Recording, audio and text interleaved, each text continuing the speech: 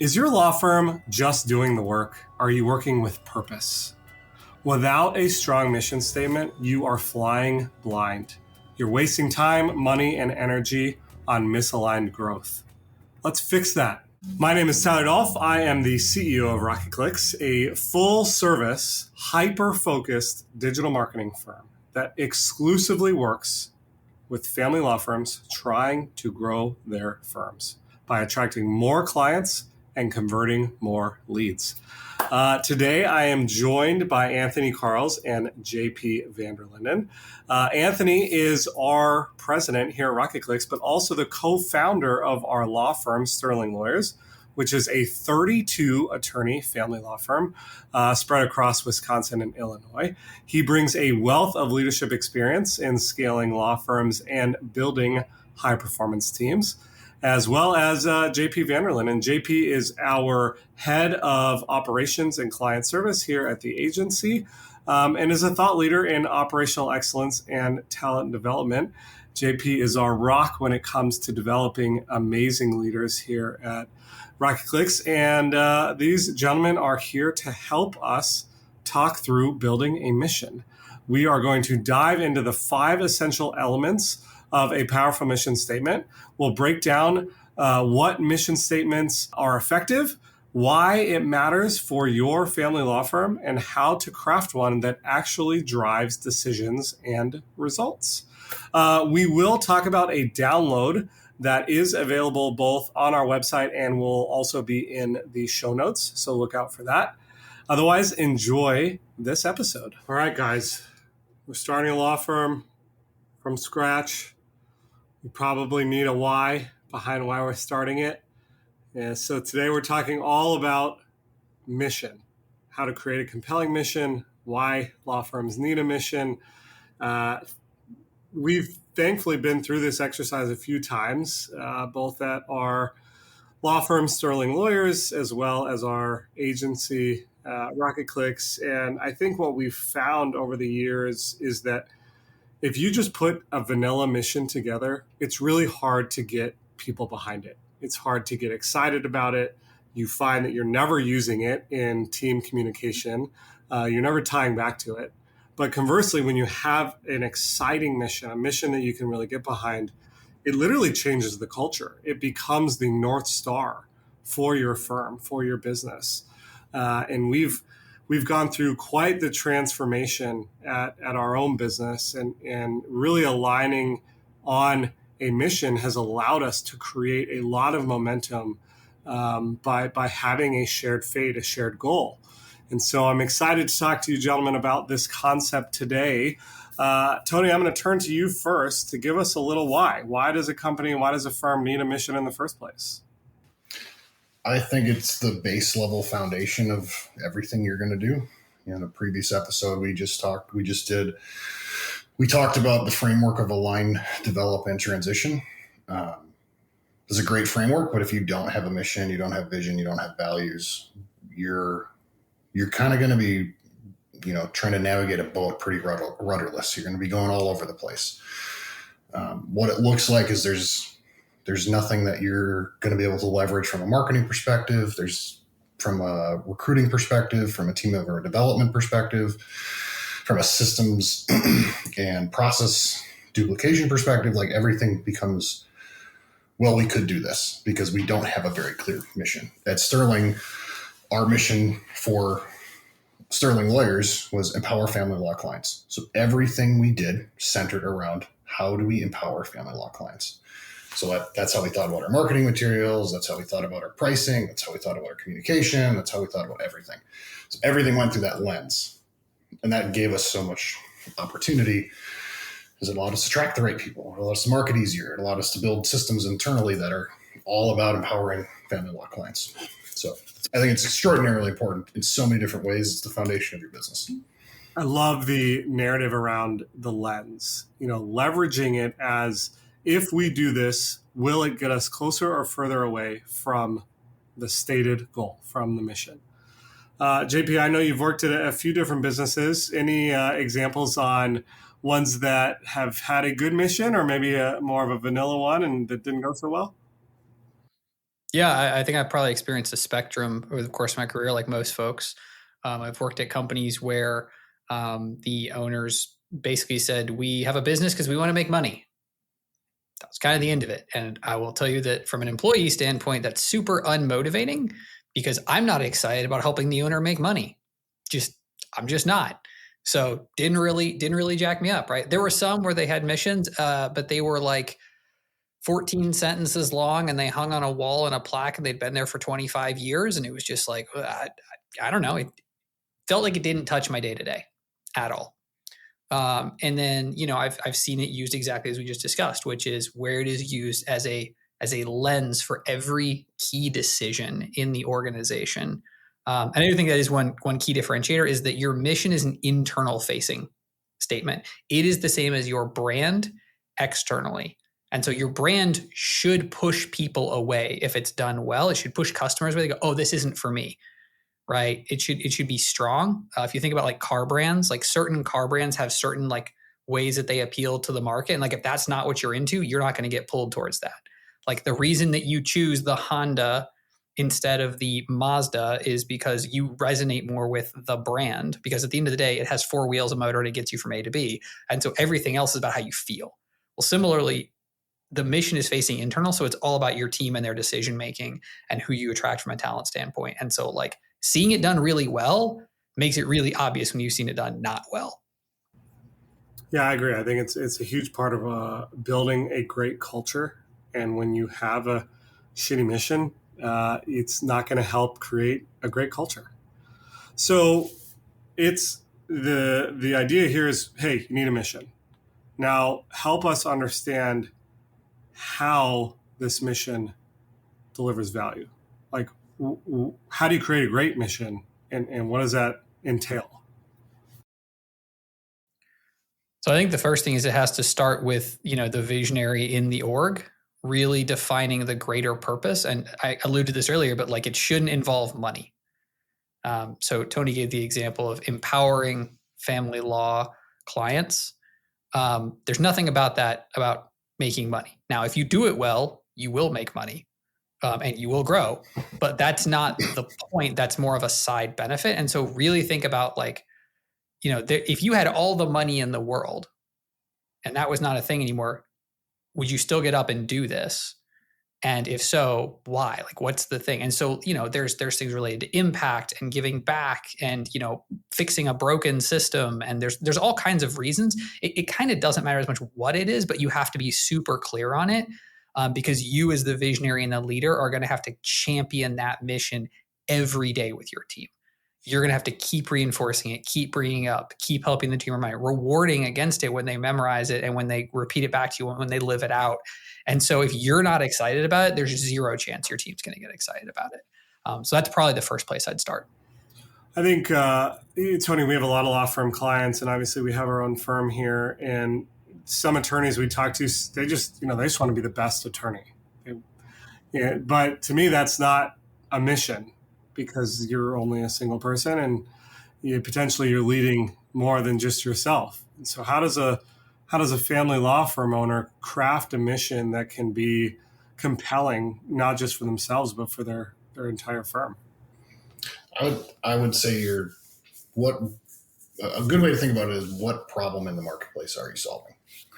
And like, that's going to become your purpose and your why and like the biggest thing you're passionate about. So, any practitioner, attorney, electrician, carpenter, pick random trade, pick random service business. Just being the best isn't that's like, okay, that's what we should all attain, like drive to attain, like the best at what? Because there's different parts of this marketplace. So, if you're a really accomplished attorney and you're a great networker and that's something you're passionate about and you want to kind of be the person in your state for all the, celebrity / high profile divorce cases, your service is going to look very different than Sterling Lawyers, because we are going after kind of the middle of the market where households are are between 75 and 250,000 a year. We're actively not looking for those big files because they should have a different service path. It should feel more boutique. It should feel more customized. It should feel a different way than what we're doing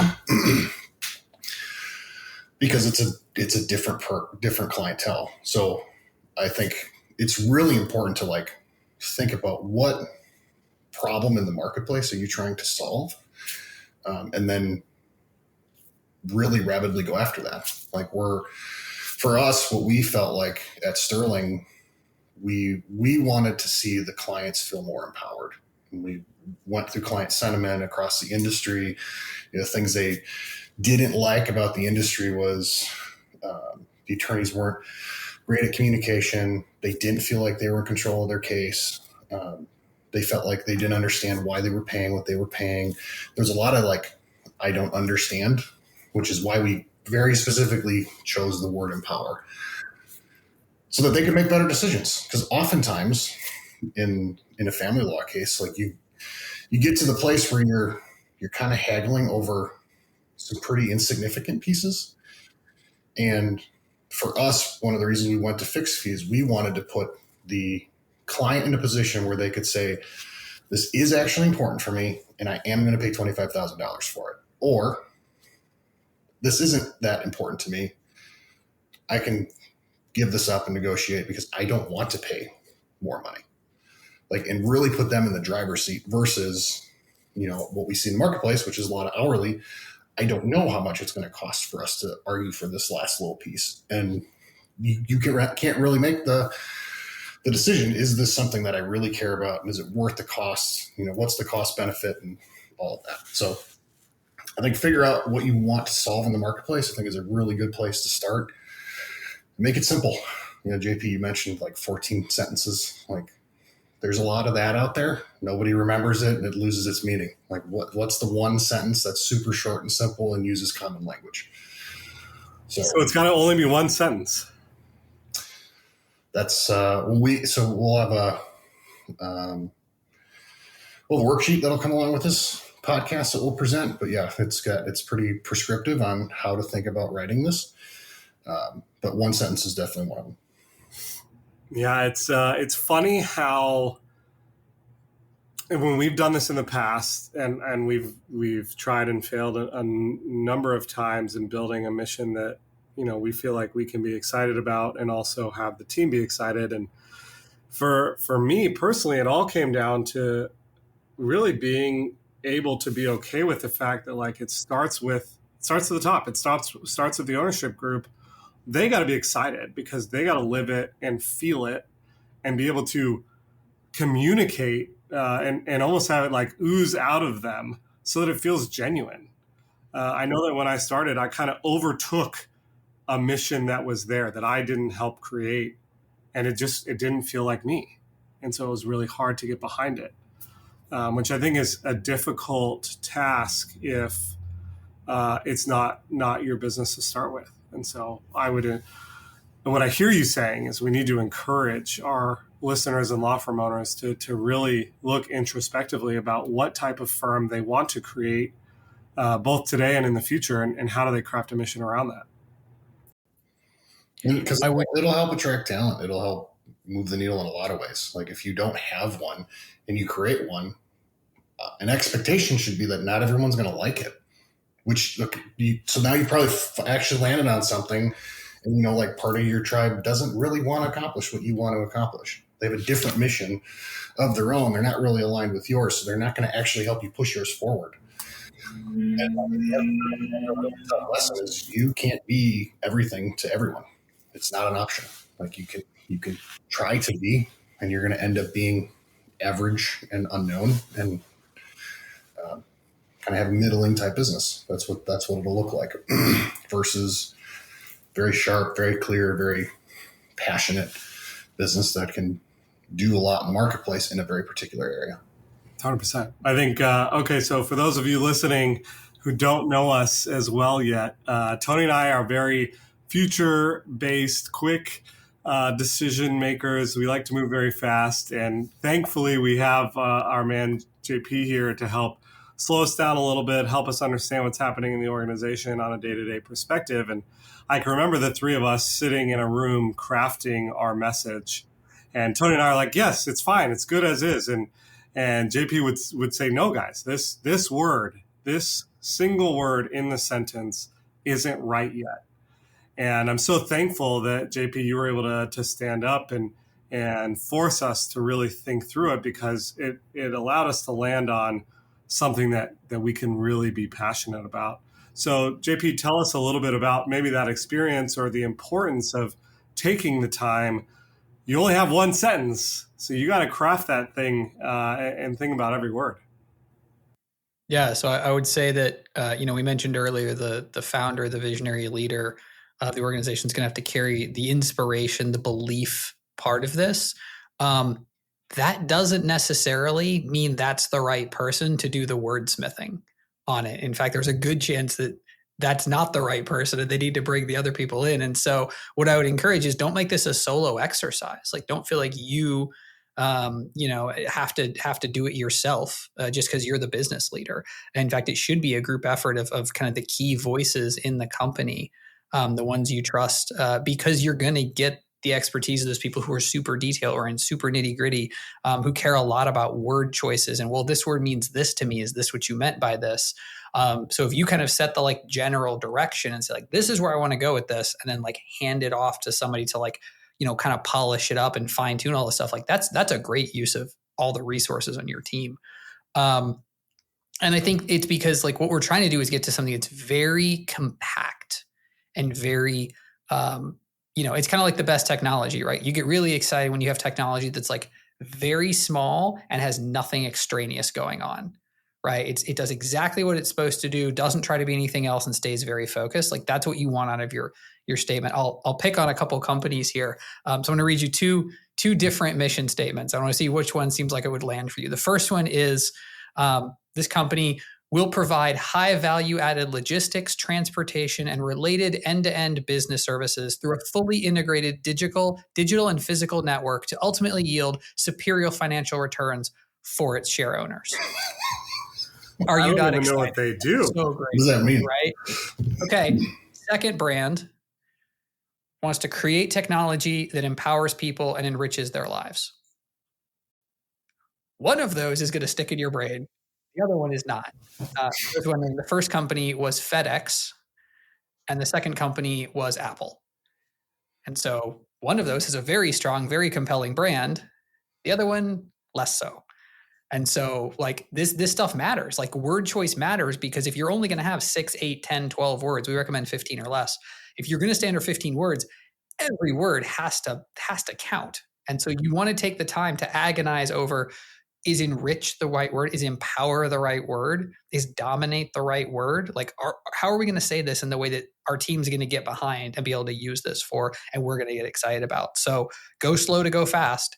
Take your time. Don't rush through it. Don't try to get it done in an afternoon. Spend the time on it, deliberate with it, sit with it, because then you want to be able to not change it. Because the other thing that is not great is if you're at a company that changes the mission every 3 to 5 years, we got a new one. It gives your team whiplash. And they're I don't know. This is not what I signed up for. They're going to bail out. So spend the time so you don't have to spend the time later.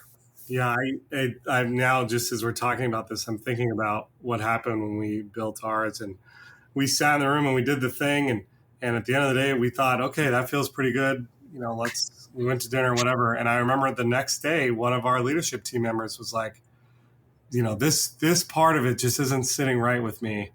And it was so much better after we had, the night to sleep on it, and we came back to it with fresh eyes.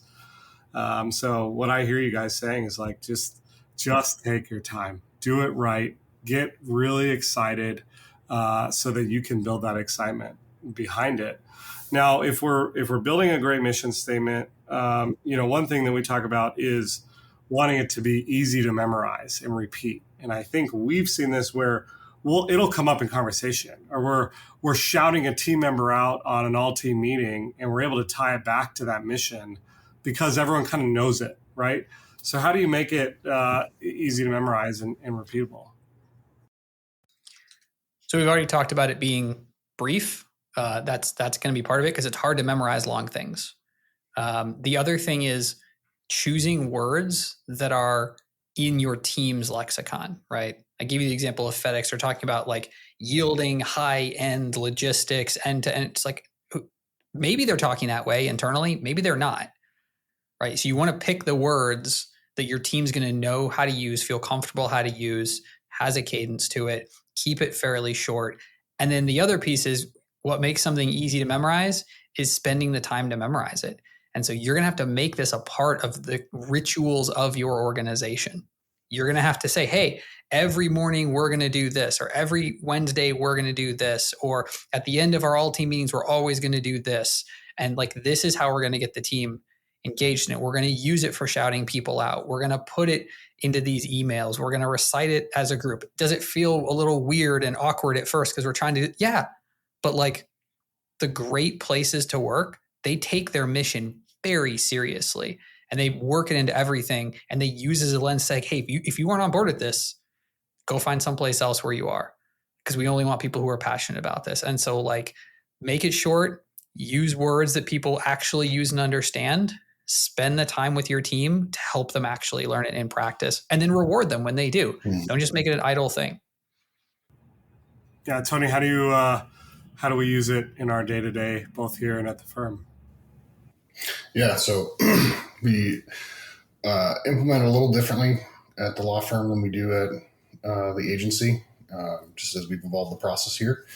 But we have an all hands meeting every day. It's 20 minutes long. So that's how we start our day. And then on Tuesday mornings, we read through our mission, vision, values in some way. Sometimes it's a more fill in the blank quiz. Sometimes we popcorn read it. Sometimes we, talk about what it means and examples of different parts of what it means. So we try to keep it, interesting. And at the firm, we do something very similar where we read what we call our vivid vision, which includes our mission, vision, and values, once a week in our weekly L10s. So it's something that you have to be intentional about, try to drive, because it will get lost and then everybody will kind of drift. So like, a good way to think about it is when you're building a team and building a culture, after you as the leader say something, everybody's together. But immediately after, everyone starts drifting. So if you talk about your mission one time when they onboard, just imagine how far they've drifted off your mission because you said it one time at onboarding a year and a half ago. Versus if you're doing it every week, like you say, here's our mission. We come back together. The team's going to go apart, and then you bring it back. Go apart, bring it back, and like what you're going to see is like, we're going to stay way more on track, way more towards the North Star than, Johnny's this way, Bart was this way, and, Tyler went the opposite direction. So we're not even going, north, we're going south now. So like, it just creating it into the rituals. I like that word, JP. I think it's super important. Yeah, 100%. I think, we always talk about that our team has to hear something 7 times before they hear it the first time. And so the more different, fun, creative ways we can share our vision, hopefully one of those times someone hears it and internalizes it and thinks about it. I think one other thing that we haven't touched on is how we once a month will deep dive into the why behind the mission. JP, can you talk a little bit about that? Yeah. So giving somebody a sentence to memorize is one thing, but if you want to inspire behavior and belief, they're going to have such a vivid picture of what that is in practice, how it looks, that they can visualize it, they can own it, and it can actually cause behavior difference. And so if you're going to say, we're going to enrich people's lives, give examples of what that looks like. How are we doing it in the day-to-day? What are some cases we've accomplished it? What are some places it could look like for us to accomplish it in the future? If you're going to say that we want to change the world, to what? Let's talk about how that's going to play out. Like, you're going to have to make it real for your team, for them to emotionally connect to it. And so, one of the things we do is we share wins with our team. And so if we say that we're going to, accomplish whatever, help our clients do this or that, we then have to bring examples, right? Because they have to know what good looks like, and they have to be like, oh, we're accomplishing it. We're doing it. We're actually living out the thing we say we're going to do. Because to go back to your first point, Tyler, you said, what are some companies, some places you've been where you do it badly?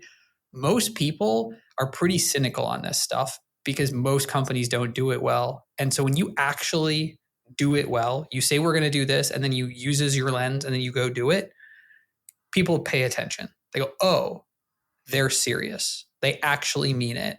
And the trust in the leadership goes up. The belief in the cause goes up. The commitment goes up. And that only happens after you've been able to say, hey, this is reality. This isn't just words. This is an actual practice that it looks like. Talk about it and how that implements. And so we do it. We have a monthly meeting where we bring the whole team together, and a dedicated portion of that is, Tyler, you lead that. You help the team see the crystallized vision of our mission in practice in the day-to-day, to remind them, to avoid that drift that Tony talked about, like, hey, this is what we're doing and why, and this is what it looks like, to keep people excited. Yeah, I have to say it's my favorite part of every month is the opportunity to deep dive into the why behind the work that we're doing. So I think our employees sometimes get stuck in the messy middle, get stuck in the, okay, well, here's just another Wednesday that I got to do the thing and work with the people. But by tying everything back to our mission, to helping family law firms grow their business and their firm, it really helps crystallize the why behind why we're here. Yeah, I would say at the law firm, this was one of the things that we added to our weekly rhythms is the two things. So one is at our all hands each week, we read reviews and like, what are they about? How did we empower our clients? And like, the bigger you get, the more you can read, and it just like it fuels the team, because especially in a family law firm where a lot of the situations that you're working through, they're really hard. Like they're hard. They don't always feel like wins. So having your team hear how well we're doing in certain cases with clear examples is super motivating. And then the other thing we do, because that's kind of live shout outs. We call it our practice brief, and it's a newsletter that we send to the team once a week. And it's one of the things it highlights is what clients are saying about us. And we put a lot of effort and attention on that because it's motivating to the team. It's us getting feedback from the marketplace that we're actually living out our mission and having an impact. And that drives behavior, it drives performance, it makes an impact. I love it.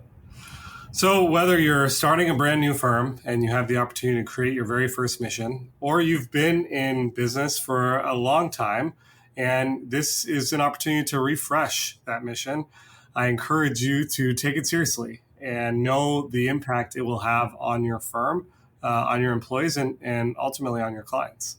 Gentlemen, really appreciate your time today, and looking forward to seeing you next time on the Revenue Roadmap.